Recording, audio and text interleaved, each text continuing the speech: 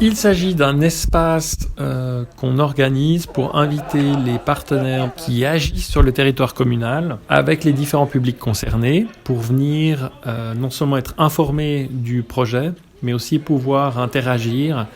43 partenaires qui sont venus pour la première plateforme et surtout des acteurs et des partenaires associatifs et de fondations, etc.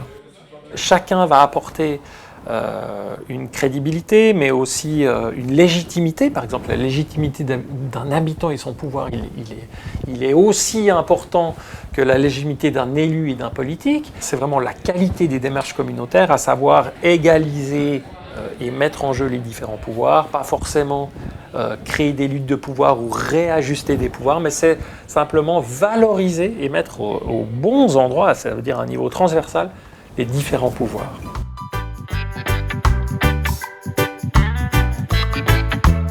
Si on se voit aujourd'hui qu'on lance une nouvelle manière de collaborer, où il n'y a pas un collègue et un expert, il y a des experts et qu'on mélange des champs d'expertise, c'est une plateforme de coordination basée sur un setting précis.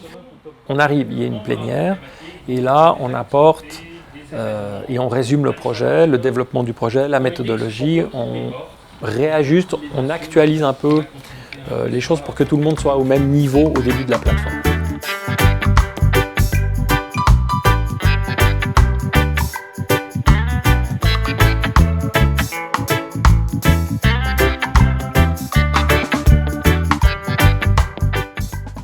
Je me réjouis de pouvoir entamer ce travail de cause commune, même si il y a déjà longtemps que beaucoup d'entre vous y travaillent. Ensuite, on invite les gens et les différents partenaires à passer aux tables, à passer à table, où chacun va traiter par table de génération, donc la table enfant, la table jeune, la table adulte et la table senior. D'abord, on écoute l'habitant et l'animateur, 20 minutes, et ensuite, on va donner la parole à tour à chaque représentant pour donner un avis, 3-4 minutes, sur la thématique abordée par l'habitant et l'animateur socioculturel. Donc, on fait un tour de table où, une fois que chacune de ces expertises sont posées, on ne réagit pas.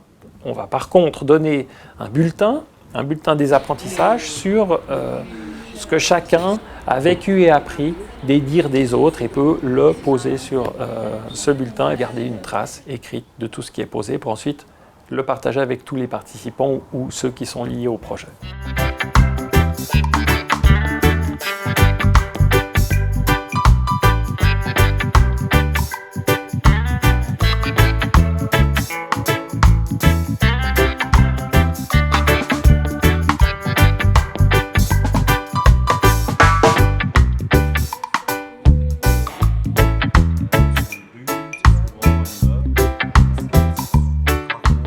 On prend conscience de la réalité du terrain parce que des fois on pense mettre des choses en place et on pense que ça fonctionne et ça roule.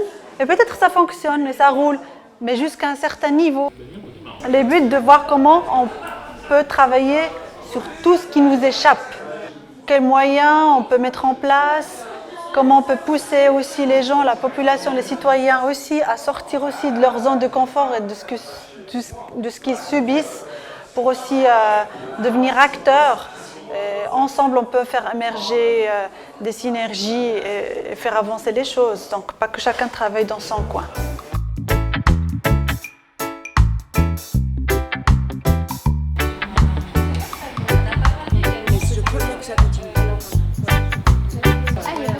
Je trouve super intéressant l'élan de la population qui vient, qui veut participer, qui a envie que ça bouge, qui sont preneurs de tous ces projets.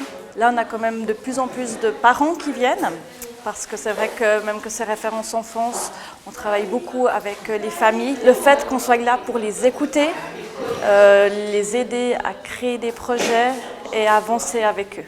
Le fait qu'ils ne se retrouvent pas seuls.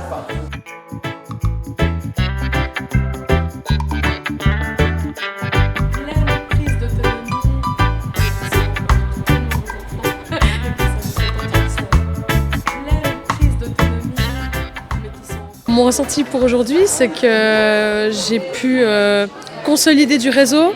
On se contactait en cas de problème Et là, on se contacte pour faire dans l'optique positive en fait, de faire mieux. Donc je trouve ça chouette. Et on passe vite d'un quartier à l'autre. La première phase, c'était que nous deux, référents avec mon collègue, on a présenté notre vécu et ensuite les personnes pouvaient réagir. Et donc la police a été le premier interlocuteur à réagir et à parler de leur envie de lutter contre les préjugés en se rendant bien compte à quel point ça peut empoisonner la vie entre les citoyens et les citoyennes. Il faut savoir vulgariser, dire tu vas pouvoir faire des choses avec des personnes bienveillantes, de l'argent qui sera déjà là et des locaux. Et ça motive les jeunes. Et en plus, ils ont besoin d'être entendus et d'avoir un peu cette promesse qu'on va faire quelque chose de leurs paroles.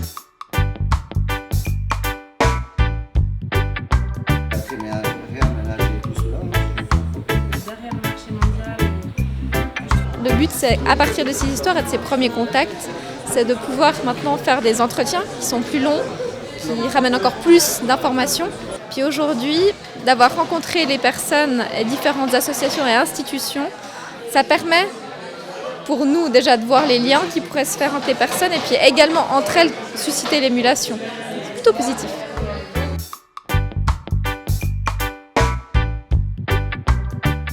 Différentes thématiques qui sont ressorties et surtout c'est vrai des besoins liés aux liens sociaux, à la rencontre, des problèmes de solitude. Donc c'est des choses qui sont ressorties en premier. Un super moyen pour nous pour savoir ce que vivent les gens dans les quartiers, puis surtout qu'est-ce qu'ils ont comme besoin, comme demande, et ensuite pouvoir essayer d'avancer un petit peu avec eux, toujours avec ce but, c'est d'améliorer la qualité de vie des habitants de Chavannes dans leur premier lieu de vie qui est le quartier.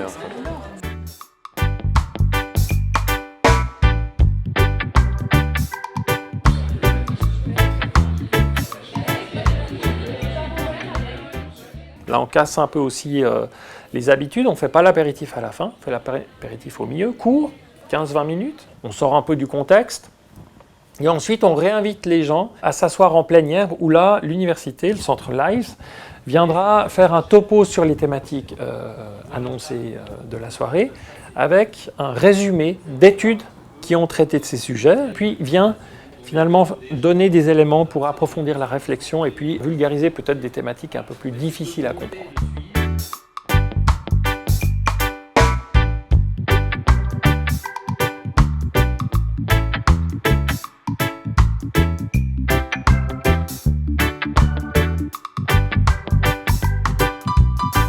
L'idée, c'est de faire une recherche qui suive le projet et qui voit l'impact de ce qui va se passer. On va essayer de voir un petit peu dans le temps s'il y a des modifications dans les réseaux des gens, s'il y a des modifications dans leur santé, dans leur participation à des activités. Donc on va essayer de documenter, de suivre avec des méthodes de recherche en sciences sociales le processus en fait de cause commune. L'idée est aussi de voir comment l'université peut être un peu plus perméable à la commune et la commune à l'université. Donc, on essaye donc de créer aussi là des ponts et de profiter de ce projet pour changer un petit peu aussi ici les pratiques des uns et des autres. Combien de personnes en fait? Il y a combien de personnes qui vont s'intéresser à Chavannes ces prochaines années au travers Le monde entier va s'intéresser.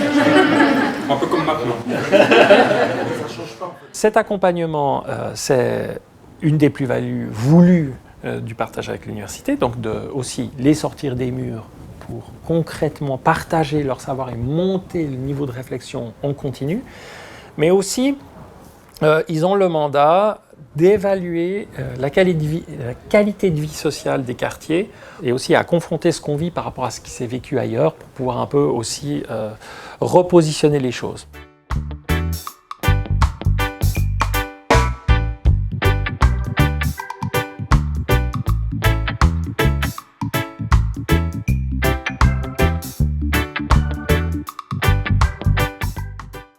La dernière phase, cinquième phase, c'est d'apporter ou inviter les habitants à faire des vœux sur ce qu'ils aimeraient développer en jetant ce qu'on appelle une bouteille à la mer. Donc ils viennent écrire le nom d'un projet qu'ils veulent développer. Et puis c'est ça qui va ensuite être traité aux plateformes numéro 2 et 3 du même genre.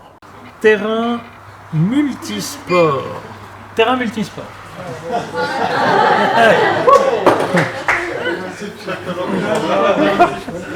C'est énorme. Du coup, on a noté terrain multisport parce que voilà, ça fait des années que... Enfin, ça date vraiment, ça fait, on pourrait dire 10 ans facile qu'on veut quelque chose dans notre quartier à la Blancherie. Et on a imaginé des activités qu'on pourrait faire si on avait un local. Donc il y avait de l'aide aux devoirs, il y avait aider les gens pour l'administratif s'ils ne sont pas francophones, enfin il y avait beaucoup de choses différentes et voilà, très variées qui permettaient de faire vivre le quartier. Penser cette nouvelle manière de vivre ensemble, l'habitant qui participe à la construction de quelque chose et qui a accès pour une fois peut-être à d'autres personnes, donc ça sera peut-être sous la forme d'une conférence, d'une discussion, d'un débat. Merci à vous tous et j'espère qu'on aura l'occasion encore de renforcer plus ce projet, de l'accompagner et de l'enrichir mutuellement. Et merci encore.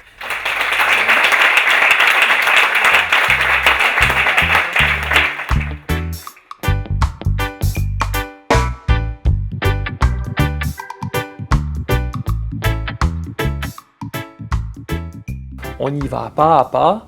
Et puis c'est aussi l'idée crescendo de la plénière, du passage aux tables, de l'apéro, pour ensuite se reconcentrer sur le savoir, l'expertise universitaire et passer ensuite au projet. Donc ce petit cheminement qu'on répète à chaque fois, il est prévu pour finalement, effectivement, être vécu comme un jeu, comme quelque chose de ludique auquel il faut se plier pour pouvoir profiter. Et surtout, la répétition des plateformes chaque 4 ou 5 mois permet aussi une montée en puissance de chaque acteur dans ces échanges. On ne vise pas seulement ou uniquement la création de projets particuliers. Bien sûr, on veut le faire, mais on veut aller plus loin. On vise finalement à toucher à la culture de construire ou de vivre ensemble dans une commune.